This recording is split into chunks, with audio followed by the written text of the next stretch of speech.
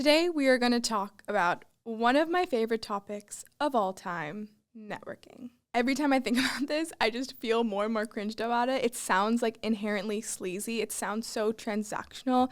It feels like this chore that we have to do to get the things that we want in life.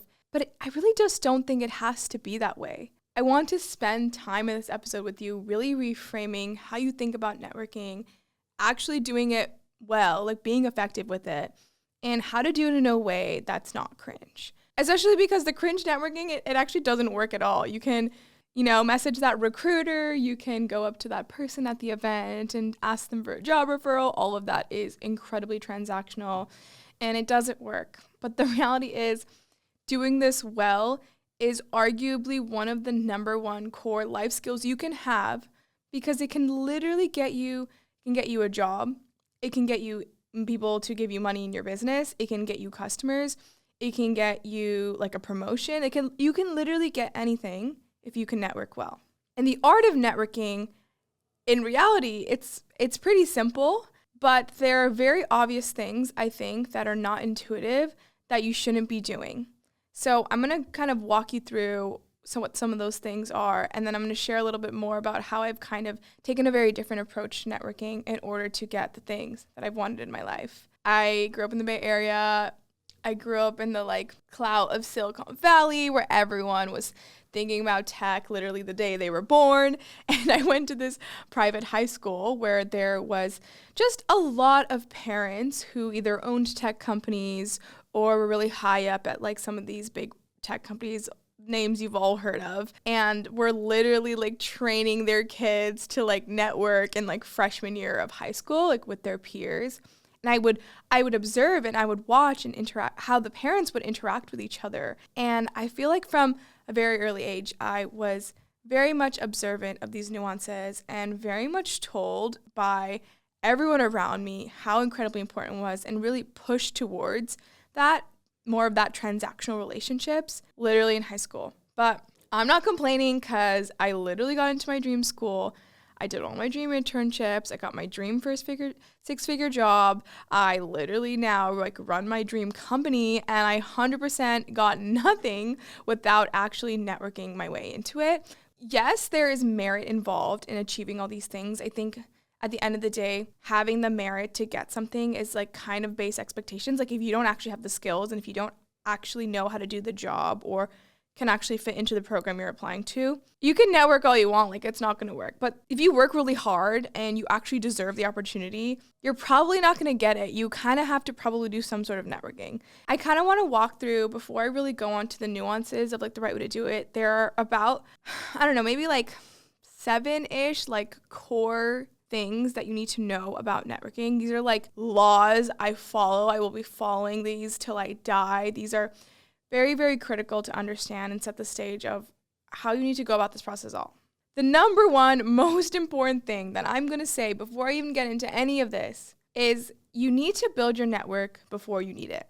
Don't start networking because you just got laid off. Don't start networking because now you're about to graduate and now you want a job. That's when it doesn't work. You have to start building it before you need it. I think one obvious reason is that at the end of the day, if you desperately need a job, or you desperately need someone, and you're meeting someone for the first time, and then you're end the conversation with, hey, can you refer me to this job, or can you intro me to this person? Do you realize how standoffish and terrible that sounds? If anyone asks me these things nowadays, because I get so many people who want intros and connections all the time, I just ignore them because I already have 50 other people in my inbox who have spent 6-8 months building deep relationships with me, providing a ton of value in my life, who are asking the same thing. And I'm one person and I don't have infinite time. Who do you think I'm going to help? One thing that I think people don't realize, specifically when it comes to job opportunities, is they're likely posting the job, sharing the job when they already have several people in final round interviews lined up, and they kind of just want to see what's out there. And that's the reality of the job market. So if you're continuously applying to jobs and then you're networking and you're messaging the recruiter and it's not really landing you anywhere, that's because you're doing it after you apply, after you need it desperately, per se, what I was saying before. But more importantly than that, the reality of the situation is they already have their final candidates. You're so far from consideration at this point. The likelihood of you actually landing in an interview or even getting the job is so low at that point. Now, imagine a reverse situation. The people who are in the final round interviews, how did they get those interviews before the job was even posted? Like, how are they there? Because they probably knew someone internally. They probably got intro to by like the founder's friend. They probably were an old candidate from a previous opportunity that they made a good impression with the recruiter, and they like built a lasting relationships. When this new opportunity came up, the recruiter probably messaged them, hey, there's this opportunity we haven't posted yet, but like we can maybe look at your application early. This happens all the time. All my friends are in companies and they tell me about this all the time. Every time they come to me to post on the job board, it's not because they are desperate for jobs. Like these are desperate for applicants. Like these jobs are really good jobs. They're coming to me because like, well, we just want to make sure that we have a good lay of the land of like what other applicants are out there and make sure we're doing our due diligence of really spreading the opportunity and giving everyone an equal chance to apply. Equal chance, my ass. There's no equal chance in the world of corporate, in the world of startup. No, it is the people who network are the people who have an advantage, period. This is whether you're looking for a job, whether you're starting a company, you're raising money for whatever stage you're in, like 100% if you actually have the connections, if you've built the relationships, you have the upper hand, you have the advantage. Okay, second golden rule. You've been probably told your entire life to network with these VP level execs at these companies like Meta and Disney and Google. Well, that's the wrong person to network. Those people, first of all, their priority is probably not the company. If they're like 30, 40 years old, they probably have a family. They're probably near the end of their career. They probably are in this company because they want like a chill like lifestyle. They don't want to work overtime.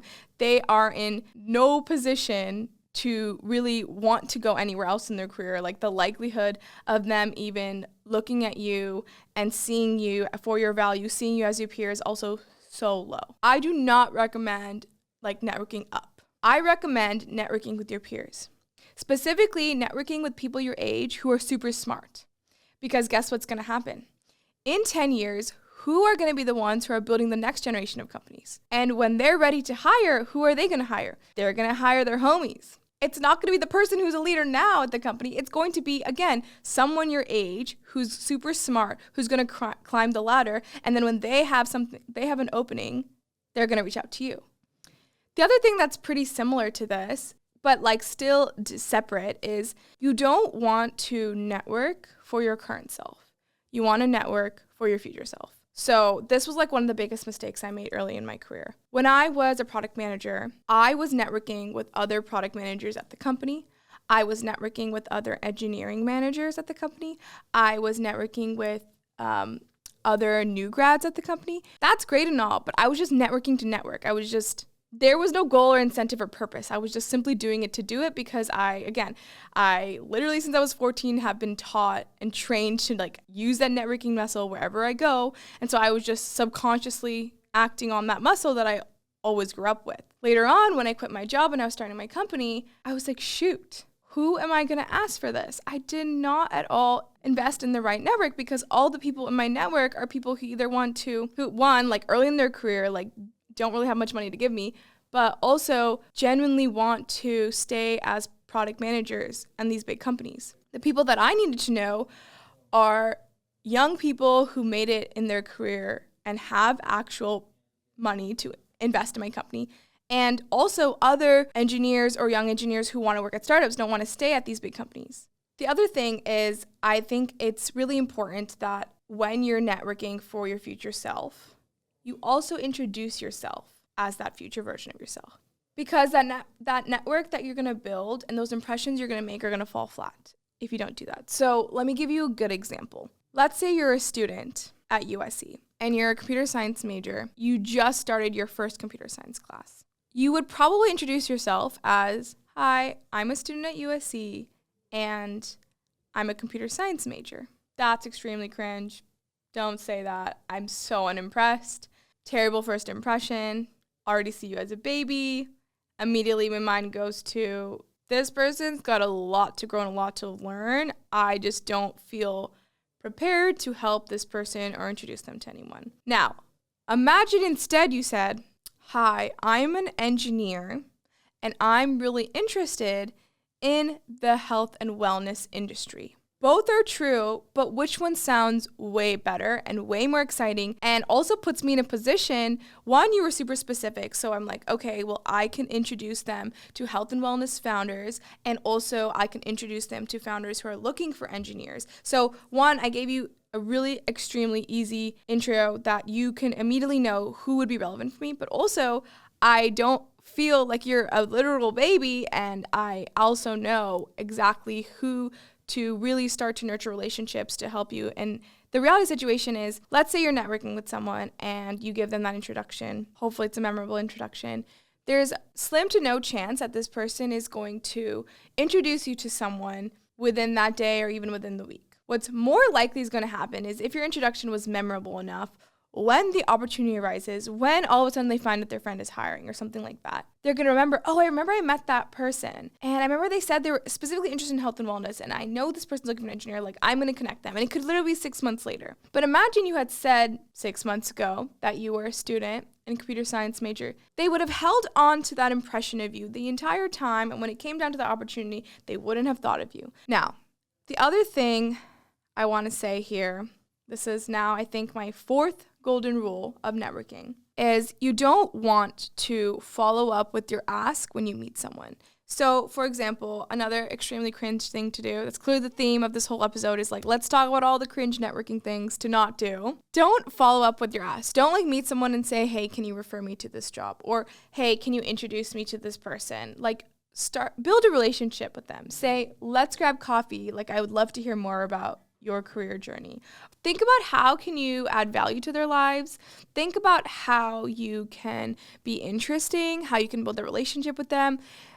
This part of the networking process is really like nailing the first impressions over and over again, so you can really like lock them in as part of your network, right? If you have an ask or you are not really building that relationship, what ends up basically happening is they form like a kind of moderate to low impression of you, and they're not really people that you can say, this person is now in my network, because you've kind of like used your only possible thing from them. You probably can never message them again, right? But imagine in reverse, like you actually build a relationship with them, you actually give them value.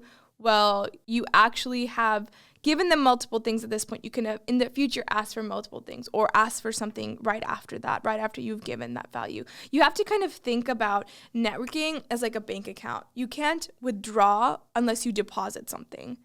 Okay, golden rule number 5. And this isn't mine. I actually heard this on My First Million, which is a podcast I love to listen to. I think Sean Puri said this. He said, pair every new connection that you make with another person you just met. So this is a great way to give immediate value to a person that you just met. You're probably networking with people who are way more successful than you, way more wealthier than you, have way more resources than you. You're probably wondering, what the heck can I give to them to actually feel like I'm being valuable to them? The reality is, you're probably not going to think of anything. I usually can't think of anything. But one really free, easy thing to do is, since you're in the process of networking, since you build these habits of constantly meeting people, you can always introduce them to some other person in your network that you think they can benefit from. And that immediately is giving them value. That's immediately putting a deposit in the bank account so you can potentially make a withdrawal then or in the future. So that's one thing you should just do no matter what. Every time you meet someone, connect them to one other person that you know. And the last golden rule that I want to say, I'm pretty sure all the numbers are off. Like, I'm not even counting. So maybe this is 6, maybe this is 7th. I'm literally so confused now, but it's fine. Networking is more effective if you're self-aware of yourself and who you are. So, for example, I really don't want to recommend a strategy to someone who's super extroverted or someone who's super introverted. Like, I would not recommend the same strategy. I'm super extroverted and I have my best friends, a few of them are super introverted, and their strategy for networking is completely different from my strategy for networking. So I really think it's really important to ask yourself, like, are you introverted or are you extroverted? And then you want to approach the process differently, right? So for example, let's say you're super extroverted. You probably are going to do much more, or you're probably going to have much more of an outcome from your networking if you're doing it IRL, you're going to a networking event, right? But maybe you're more introverted and you don't like being super social. Well, you're probably going to do your best networking probably online. And I think both have pros and cons, right? So, for example, IRL is more effective because if you walk up to a person, like they can't ignore you. You're literally standing in front of them. They can't ignore you the way they can ignore a cold DM. But at the same time, online, like, yes, you get ignored a lot, but you can also reach like tons of people. You have infinite people you can reach online. And when you're in person, you're kind of limited to the number of people in the room. So those are kind of like the main things that I think about when I'm networking. I feel like if you can just simply like follow these main laws, like you're going to get so far in your network. What I want to go over now is like the differences between IRL networking and online networking, and what are some tricks and tips you can do to like maximize in the two spaces. Because I basically do both like every day. Like I'm currently in a co-working space, which is a bunch of other startup founders and investors hanging out all day. So I am networking all day with them. And I am a content creator. I'm online all day and DMing and talking to people every single day. So I am truly doing both. I would probably identify with the extrovert personality.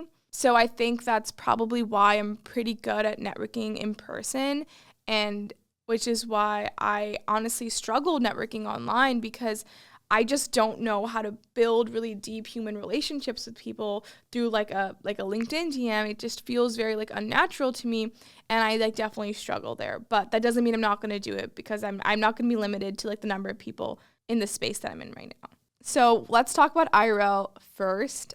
I actually have a newsletter, and I often put both virtual and in-person events on this newsletter. So definitely grab that if you don't know where to like find these events. I would recommend going to at least one event a month, right? Like I would argue you should do more, but at least put yourself out there once a month. Again, remember, you want to build your network when you don't need it. So it's always relevant. It's always relevant for you to go to this event. So just make it a practice. Go once a month. You either need it or you don't, and they're both times you should be there. So do that. And if you really just don't know where to find it, join newsletters. And again, like my newsletter is a great place to start to like find these events. Another thing that I read in a book, this is not my thing, is that confident people tend to hang out in the center of the room, while socially anxious people tend to hang out in the perimeter of the room. So think about it. Like, who do you want to network with? Do you want to network with the confident people or the like anxious people? The anxious people probably don't really have anyone in their network because they're too anxious, so you probably don't want to hang out with them. You probably want to go find the confident people. Those are probably the high value people. Those are the ones who probably networked with a lot of people and can probably make lots of great introductions. And the great part about this is if you're nervous or if you're anxious, a confident person is going to just walk up to you and start a conversation. You don't even have to think about what to say. I have found that I'll just go up to someone and start talking to them. I don't even know why. I'm just like, I'm here to meet people. Objectively, I can't just like look at someone and see what their value is. So I kind of just have to talk to everyone to figure out like who here is actually relevant to connect with later. So I just go through the room one by one and like try to talk to people. So probably this person's just going to come up to you. You don't have to really to think of what to say. Let's say you're like standing in line, or like there's like a moment where like you want to go up to someone. Like, what do you even say to them? I think what's pretty cringe is saying like, well, where do you work? And like, what job do you have? Like, I just feel like that starts the conversation just not in a good place. But what you can say is something more in the longs of, you know, this is simple. This literally works with every single person. You can just do this as a foolproof thing. It's like, I think objectively the easiest line of all time.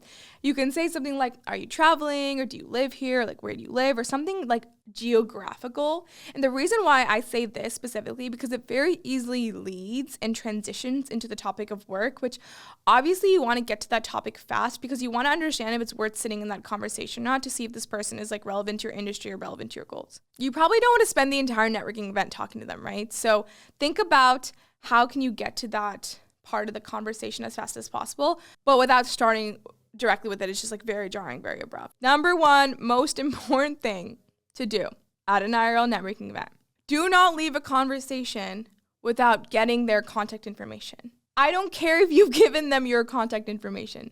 They're not contacting you ever. If you give them your contact information and you leave the conversation, that is dead. That was a complete waste of time. You need to ask them for their information so that you can be in the driver's seat and so that you can reach out to them when you need something, or you can reach out to them so you can continue to build that relationship. What I do is oftentimes, like, not everyone feels comfortable connecting on the same platforms. And like, what is the right answer? Do I connect on like LinkedIn? Do I connect on Instagram? Do I give them my number? Like, it's very confusing. There is no right answer here. So you ask them for their information. You can just make it vague like that and be like, sure, I'll give you my LinkedIn, or like, I'll give you my number, whatever it is. Get that. Don't push for more things. Like, one thing is plenty. And then screenshot it on your phone, because you don't have time in the moment to like go to your notes app and write, okay, met this person and like, this is what they do. Like, screenshot it. And so at the end of the event, you're going to have like 15, 20 screenshots of people, because you're not going to remember, oh, this person, I got their number, and like this person, I got their LinkedIn, and you're not going to remember everyone's names. So now you just have their last 10 screenshots are like, okay, I need to contact this person on LinkedIn, and like this person I think we connected on Twitter and whatever. Then you want to like follow up with everything. You can do this like anytime between, 5 minutes after the event to 24 hours later. But anything after that, like, sorry, you're relevant now. Like, don't wait that long. Like, do it right away. It's just quick. And then the last thing is like, if someone is really inspiring, or someone who's really, you want to like really build that relationship with, do the work. Like, do the work to build it. Don't just like send them some lame text or like their post sometimes. No, hype them up, retweet their things, like invite them to future events you're going to. If you guys bonded over like boba or like climbing or something, like make plans to go do that. Or let's say they really like whatever, started a new business and they're, hosting a pop-up next week. Show up, go do the work of building the relationship. Show up for this person, treat them like a friend you're about to make, because at the end of the day, the people who want to help you are your friends. Okay, I think that was a lot on IRL. I think we get the vibes there. I think it's really important now to talk about, the nuances of connecting with people online, because the reality situation is you're probably going to meet most people that way. We live in a digital world now, and there is truly infinite people you can meet online in a way that you cannot meet infinite people in person, right? So very important that this is something that is part of your daily habit, right? Like I said, go to a networking event once a month, right? But I say connect with people online every single day. In fact, I recommend sending at least 2 cold messages to people you admire. I call them celebrities. They're not traditional celebrities like Selena Gomez or something, but people who are celebrities in your eyes. They have your dream careers. They're pursuing things that you're passionate about. They share similar industry interests. Pick 2 people and send them a cold message. Literally, don't spend too much time on this. Like, use a ready-made template that you have. You want to make sure you're doing this like a daily habit. It should not take you more than 5 minutes. I have a whole episode about this that literally walks through exactly the benefits and how to do it in a tactful way, and also to do this in large numbers, because that's actually the way that this actually really opens up huge doors for you and really ends up having literally life-changing things happen and completely changing and altering the trajectory of your career, is if you do them in the masses.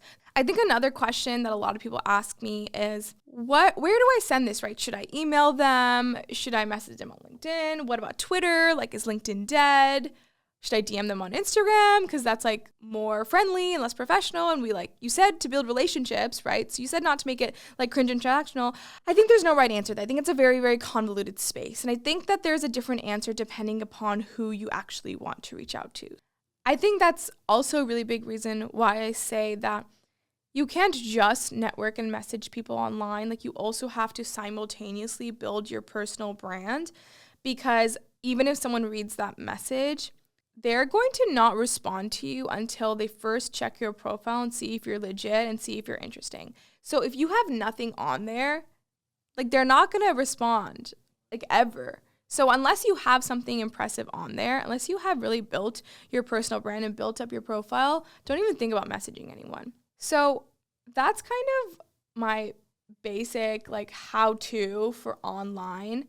There's going to get a point where once you send those messages and you start getting responses, people are going to be like, great, like, let's jump on a Zoom call, like, let's chat. Obviously, that's the goal of these messages. You want to really make sure you're not going into those calls cold and blind. You want to make sure that you have some purpose, some intention coming out of it. Let's say, for example, your intention is a job. End that call with something strategic, like, do you think I have the right resume for the role? And like, how do you think I can really boost my application to eventually qualify for this? You're not being cringe by asking them to give you a referral, but you are kind of setting up the stage for them to give you direct feedback, whether or not they would refer you or not. And if you have the right experience, they'll be like, you know what, I think you're ready. Like, maybe I can actually talk to the recruiter and the hiring manager and see if, you know, you'd be a good fit and maybe I can refer you. This holds true for like other contexts as well, right? Like maybe you're running a business and you want to meet someone. You don't actually know exactly what you want from them, but you should say at the end of it, like, hey, like, this is a stage I'm at with my business. I'm currently looking for customers who are interested in talking to us about the experience with our products, or something like, I'm currently looking for investors who might be interested in whatever it is, like whatever the thing you're looking for. Don't ask them to give it to you, but instead say like, this is where I'm at. This is what I want from the world. Let them offer it to you. Let them be like, okay, good to know. Like, most probably they'll say like, good to know. Let me think about it. And so then later on when the opportunity comes up, they'll like think of you because you made your intentions very clear on the call. So don't go into these calls blind. Like, have a strategy. So this episode is filled with so many actionable things. It's very, very overwhelming. I know. Try to just pick up one or two things I said in this episode and try implementing them tomorrow. If you try to implement them all at once, you're going to crash and fail and it's going to feel overwhelming. Like I built up these, you know, skills and I have these habits over like multiple decades, to be honest. So I really just like blindly go into things now, and I very naturally and organically approach situations, and none of these require extra energy or extra time. But that didn't come for free. They came from working on it for a very long time, and also tackling things one at a time, right? Like, once I felt pretty confident that I could go into a networking room and I could confidently go into the center of the room and like start a conversation with someone, then I was like, okay, now I feel good at that. Now I'm going to get better at like building my personal brand or like messaging people. Like, do them one at a time. Don't do it all together. I hope this was helpful. I cannot wait for all your dreams to come true with this strategy. And as usual, send me feedback. Tell me if you like this episode. If there are any tips here that are like obvious that I missed, like, please message me, tell me, like, then I can share it with the community and make sure other people benefit from it as well, because we don't gatekeep out here. So lots of love, guys, and I'll catch you next time.